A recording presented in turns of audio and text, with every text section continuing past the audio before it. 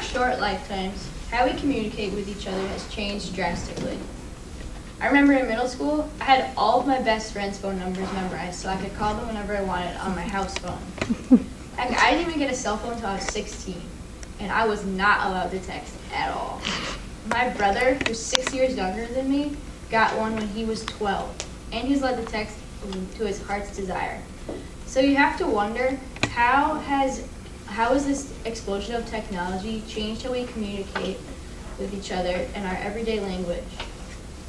The first text message wasn't even sent until 1992, and it didn't gain any popularity until 1998, when a company called Sprint came out with this marketing plan that people that were traveling all over the world could talk to each other without making a phone call, sending a text message.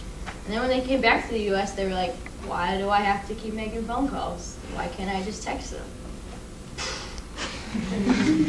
So then texting took off.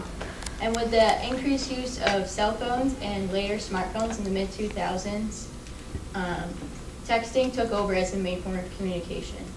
In 2010, U.S. citizens sent 181 billion text messages per month. Along with that came with the introduction of abbreviations and emojis, which has also changed our everyday language and also affects our interpersonal communications from a personal standpoint and a professional one.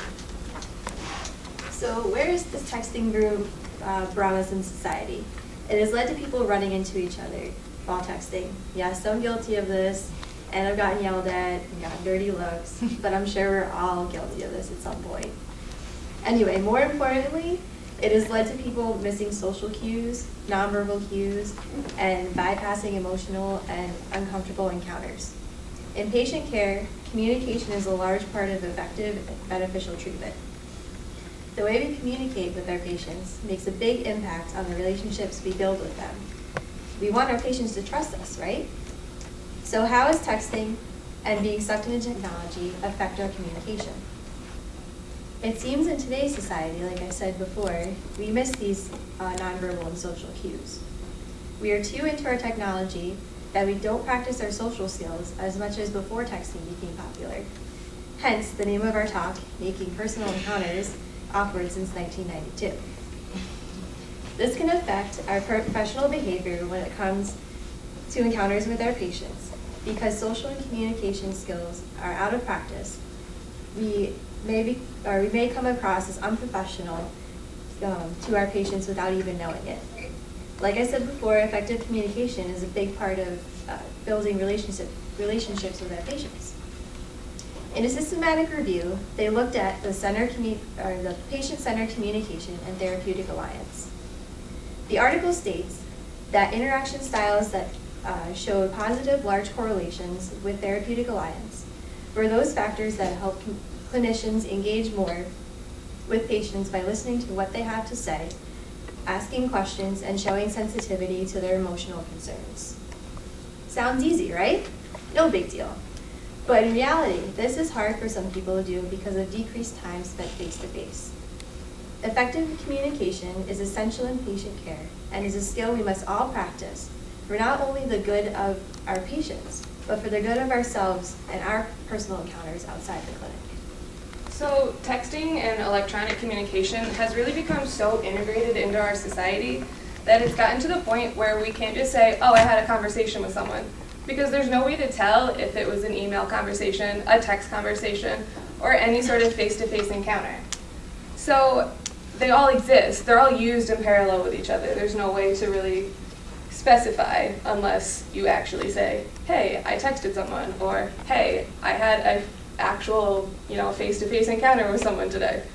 So we all know texting lingo, we all know the abbreviations especially, but do we ever really stop to think how much we use them in our daily lives? Like, do you ever catch yourself using abbreviations and acronyms like when you're talking to your friends? So BRB, gotta run to the bathroom, or when your friend makes a really bad joke, or better yet, a really bad pun, and it's like, oh my god, that's so punny. Like, you use abbreviations, you do. So We all know that they're there, we all do it. You know, it's not something that we can deny, I guess. I do it more often than I would like to, but I'm trying to keep the habit. So, for example, and you know, a little throwback here. WU. Your cell phone bill is what's up. All this texting. OMG, INPD. It is a big deal. Who are you texting 50 times a day? IDK, my BFF Jill. Tell your BFF, Jill, that I'm taking away your phone. TISNF. Me paying this bill, that's what's the S and F. No, too much. Okay, so this was a commercial by Singular, like the precursor to AT&T. We all laughed at it when it came out. We all remember it. You know, we all quoted it relentlessly for hours. This was 8 years ago. 8 years. I feel really old. But now the distance between informal conversation and daily communication has gotten even smaller. So like Alex mentioned earlier, this trend of informality can really lead to lack of professionalism in the workplace, whether it be between two physical therapists or between a physical therapist and their patient.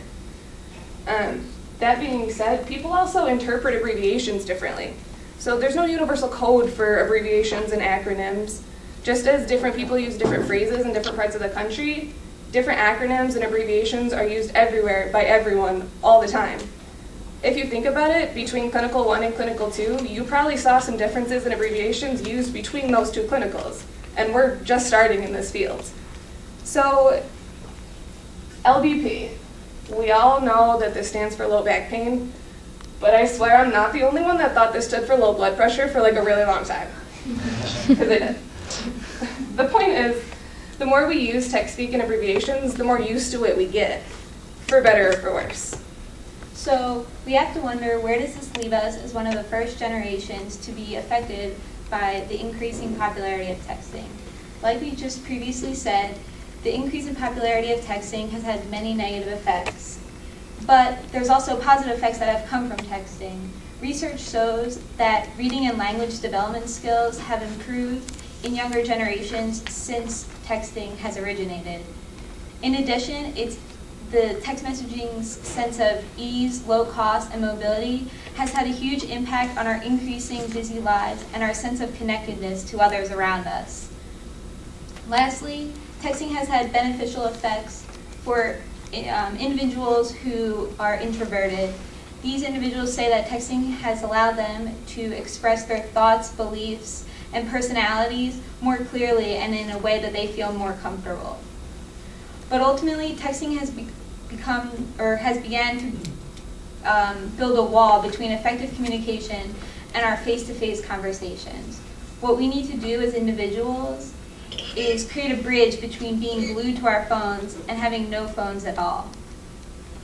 Texting has caused us to miss social cues and interactions, affecting not only our personal lives, but our professional lives as well. So, what we need to do is take a minute, look up from our phones, and be aware of our surroundings and the people in them.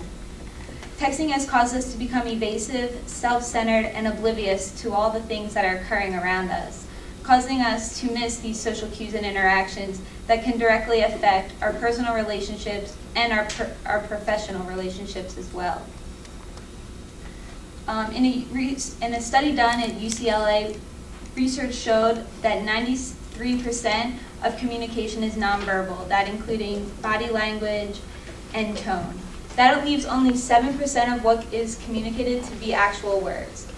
So think about it. You're sending a text message. With every text you send, do you consciously think, will the recipient of this text understand what I'm actually trying to say? Will they understand the tone of the message that I'm trying to send them? And what was their day like? What is their current emotional state? Will they be offended? Will they find this funny? Most likely, you probably answered no to at least one or all of these. And if you did, you're not alone. Many people neglect to think about these factors, not only when they're sending text messages, but now it's begun to correlate when they talk to other people in their lives face to face. So we have to be mindful of what is going on in the moment and the words we use when having conversations with someone, because it's important to have an effective and mindful communication at all times. Ultimately, we need to stop hiding behind our phones and reach out to the individuals we call our friends, loved ones, coworkers, and professionals.